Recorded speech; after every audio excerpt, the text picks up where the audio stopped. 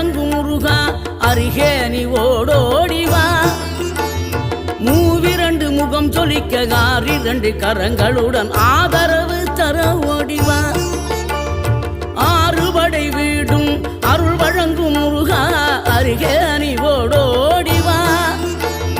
மூவிரண்டு முகம் சொலிக்க ஆறிரண்டு கரங்களுடன் ஆதரவு தர ஓடிவா. ஈசன் மகனே என்னை காக்க இங்க உனையன்றி வேறாரையா. நெஞ்சார நான் நினைக்க பஞ்சாமிர்தம் கொடுக்கும் ஒரு தெய்வம் நீதான்.